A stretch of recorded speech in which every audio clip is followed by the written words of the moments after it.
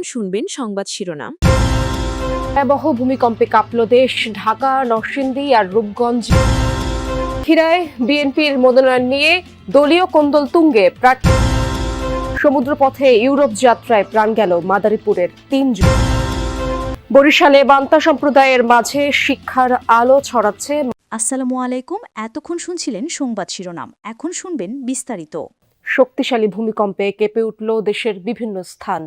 এর মাত্রা ছিল ৫.৭। ভূমিকম্পের আঘাতে এখন পর্যন্ত ঢাকায় ৩ জন, নরসিংদীতে ২ ও নারায়ণগঞ্জের রূপগঞ্জে ১ জনের মৃত্যুর খবর পাওয়া গেছে। আহত হয়েছেন অনেকে। সকাল 10:40 দিকে এই কম্পন অনুভূত হয়। আবহাওয়া অধিদপ্তর জানিয়েছে, এর উৎপত্তিস্থল নরসিংদীর মাধবদীতে। গত ৩০ বছরের মধ্যে দেশের সবচেয়ে শক্তিশালী ভূমিকম্প এটি। এতে আতঙ্ক ছড়ায় দেশ জুড়ে। হঠাৎই কেঁপে উঠল ভূপৃষ্ঠ। শক্তিশালী কম্পনে দুলতে থাকে চারিদিক। প্রাণ বাঁচাতে ঘরবাড়ি, দোকানপাট থেকে ছুটে বের হয়ে যায়। আবহাওয়া অফিসের তথ্য মতে ভূমিকম্পের উৎপত্তিস্থল নরসিংদীর মাধবদী। পলাশের ভিরিন্দা গ্রামে একটি স্থানে মাটিতে ফাটল দেখা দেয়। একই উপজেলার নালিতা গ্রামে মাটির ঘরে দেয়াল ধসে নিহত হয়েছেন একজন। সদর উপজেলার গাবতলী এলাকায় বহুতল ভবনের দেয়াল ধসে পাশের টিনশেড বাড়িতে পড়ে ৩ জন আহত হয়। এদের মধ্যে 2 জনকে ঢাকা মেডিকেলে আনা হলে চিকিৎসাধীন অবস্থায় প্রাণ হারায় শিশু ওমর। তার বাবা গুরুতর আহত অবস্থায় চিকিৎসাধীন। ভূমিকম্পে নারায়ণগঞ্জের রূপগঞ্জ গোলাকান্দালে দেয়াল চাপে প্রাণ গেছে এক শিশুর। প্রত্যক্ষদর্শীরা জানায়, মা কুলসুম বেগমের সাথে ঘরে ছিল ফাতেমা আক্তার। ভূমিকম্পে পাশের ভবনের দেয়াল ধসে পড়লে নিচে চাপা পড়ে ঘটনাস্থলে প্রাণ যায় 10 মাস বয়সী ফাতেমার। শিশুটির মা কুলসুমকে গুরুতর আহত অবস্থায় হাসপাতালে নেওয়া হয়। আমরা দুজনে অজ্ঞানের মতো অবস্থান চিক্কুর বাক্কুর করতেছি। এলাকার লোক, সমস্ত লোক আসছে এবং আমরা 2 জন নিহত, একজন মারা গেছে 2 জন আহত। আর নাতিন রে বলে যাইতেছিল, যাওয়ানোর সাথে সাথে বলে শুনছি আমরা এরকম কাঁপতে আছি, কিছু শুনি না। এরপর চিল্লা বলা না, হ্যাঁ দেখিস দেখি না, মানে বইয়ে দিয়ে বিয়ার ওয়ালের ভিতরে ভরে আসছিল, আর একজন লোক আসছিল। রূপসী এলাকায় ঘরের ছাদের প্লাস্টার খসে আহত হয়েছেন 2 জন। এছাড়া একটি গার্মেন্টস থেকে আতঙ্কিত শ্রমিকরা বের হতে নিলে হুড়োহুড়িতে আহত হন 15 জন। গাজীপুরের শ্রীপুরে ভূমিকম্পে আতঙ্কিত হয়ে সাতক্ষীরা 2 আসনে বিএনপির প্রার্থী পরিবর্তনের দাবিতে মানববন্ধন করেছেন মনোনয়ন বঞ্চিত নেতা আব্দুল আলিমের সমর্থকরা। সকালে সদরের বিনের পাতায় সাতক্ষীরা খুলনা মহাসড়কের পাশে হয় এই কর্মসূচির সময় মানববন্ধনকারীরা বলেন, শৃঙ্খলা ভঙ্গের অভিযোগে দল থেকে বহিষ্কৃত নেতার মনোনয়ন মেনে নেওয়া হবে না। সাতক্ষীরা 2 আসনে জেলা বিএনপির সাবেক সদস্য সচিব আব্দুল আলিমকে ধানের শীষের প্রার্থী করার দাবি জানান। দাবি আদায় না হওয়া পর্যন্ত আন্দোলন চালিয়ে যাওয়ার হুঁশিয়ারিও দেন তারা। নির্বাচনী উত্তাপের আগেই সাতক্ষীরায় বিএনপির প্রার্থী মনোনয়নকে ঘিরে ছড়িয়েছে উত্তেজনা। একের পর এক সড়ক অবরোধ, মশাল মিছিল ও বিক্ষোভ চলছে প্রতিনিয়তই। প্রার্থী পুনর্বিবেচনার দাবিতে রাজপথে আন্দোলন চালিয়ে যাচ্ছেন বিএনপির মনোনয়ন বঞ্চিত 2 নেতার সমর্থকরা। সাতক্ষীরা 1 হাবিবুল ইসলাম হাবিব, সাতক্ষীরা 2 আব্দুর রউফ, সাতক্ষীরা 3 কাজী আলাউদ্দিন। 3 নভেম্বর সাতক্ষীরা 2 আসনে আব্দুর রউফকে প্রার্থী ঘোষণা করেন বিএনপি মহাসচিব। এতে ক্ষোভে ফেটে পড়ে তৃণমূল। রাতেই মহাসড়কে চলে মশাল মিছিল, বিক্ষোভ। আসনটিতে স্থানীয় বিএনপি নেতাকর্মীদের একাংশ চান জেলা বিএনপির সাবেক সদস্য সচিব আব্দুল আলিমকে।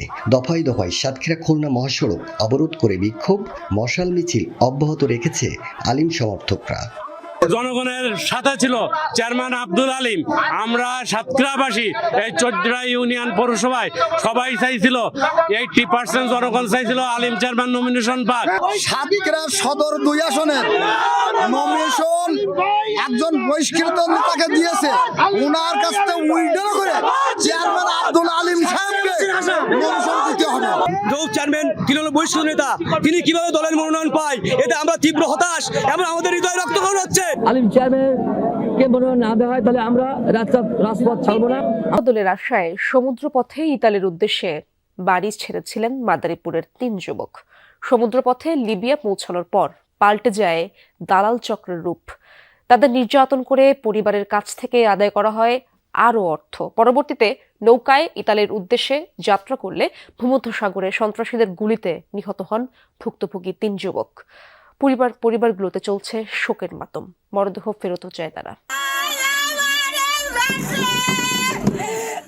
পরিবারের সচ্ছলতা আর স্বাচ্ছন্দ্যের আশায় ইউরোপের দেশে যাওয়ার জন্য ঘর ছেড়েছিলেন মাদারীপুরের ইমরান খান।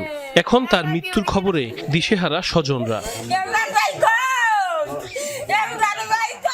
গত ৮ অক্টোবর স্বপ্নের দেশ ইতালি যেতে বাড়ি ছাড়েন সদর উপজেলার আদিত্যপুর গ্রামের ইমরান। সরাসরি গন্তব্যে পৌঁছে দেওয়ার শর্তে প্রতিবেশী দালাল শিপন খানের হাতে ২২ লাখ টাকা তুলে দেওয়ার সমঝোতা হয়। প্রথম দিকে বিভিন্ন প্রলোভন দেখালেও বাড়ি ছাড়ার পর থেকে সুর পাল্টে যায় দালাল চক্রের। স্বজনদের অভিযোগ, সমুদ্র পথে ইমরানকে নিয়ে যাওয়া হয় লিবিয়ায়। সেখানে তাকে নির্যাতনের মাধ্যমে পরিবারের কাছ থেকে নেওয়া হয় ১৮ লাখ টাকা।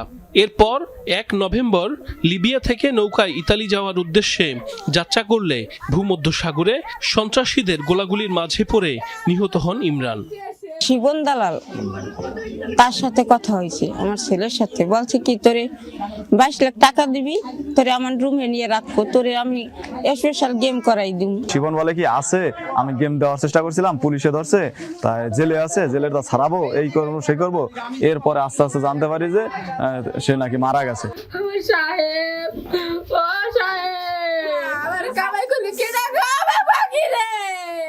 দালাল চক্রের খপ্পরে পড়ে ইমরানের সহযোগী হয়েছিল রাজৈর উপজেলার মুন্না তালুকদার এবং বাইজিৎ শেখ। তাদেরও হয়েছে একই পরিণতি। স্বজনরা খবর পান মৃত্যুর বন সংগ্রাম সবই নদী কেন্দ্রিক। নৌকায় যাদের ঘর সংসার, মাথা গোজার ঠাঁই। দেশের সকল নাগরিক সুবিধা থেকে বঞ্চিত এই সম্প্রদায়ের মানুষ, নেই শিক্ষার আলো। তবে তারা স্বপ্ন দেখতে শুরু করেছে, তাদের সন্তানরা শিক্ষিত হবে, অর্জন করবে জ্ঞান, বুঝে পাবে প্রাপ্য অধিকার। তাদেরকে এই স্বপ্ন দেখাচ্ছে বরিশাল বিশ্ববিদ্যালয়ে অধ্যয়নরত কয়েক শিক্ষার্থী। মান্তার শিশুদের জন্য খুলেছে বিনামূল্যের পাঠশালা, নাম দিয়েছে বাতিঘর। কাউসার হোসেনের প্রতিবেদনে বিস্তারিত। দুপুর গড়িয়ে পশ্চিমের আকাশে যখন সূর্য হেলে পড়ে, বই খাতার ব্যাগ ঝুলিয়ে বাতিঘরের দিকে রওনা হয় শিশুরা। সবাই মান্তা সম্প্রদায়ের। নৌকায় ঘুরে যাদের দিন কাটত, তাদের কণ্ঠে এখন বাংলা ইংরেজি কবিতা। ধীরে ধীরে আয়ত্তে নিচ্ছে বাক্য লেখা, ছবি আঁকা, শিখছে গান, নাটিকা, আবৃত্তি।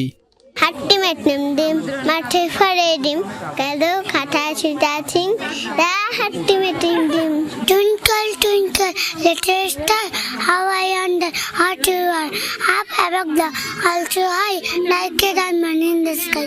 আমাদের ছোট নদী চলে বাঁকে বাঁকে, বৈশাখ মাসে তার হাঁটু জল থাকে, পার হয়ে যায় গরু, পার হয় গাড়ি, দুই ঢালু চোটার ঢালু তার পারি। বরিশাল বিশ্ববিদ্যালয়ে পড়াশোনা করছেন দেশের বিভিন্ন অঞ্চলের শিক্ষার্থীরা। তাদের মধ্য থেকেই একদল শিক্ষার্থী ব্যক্তিগত খরচে বিশ্ববিদ্যালয় এলাকায় গড়ে তুলেছেন মানবিক পাঠশালা।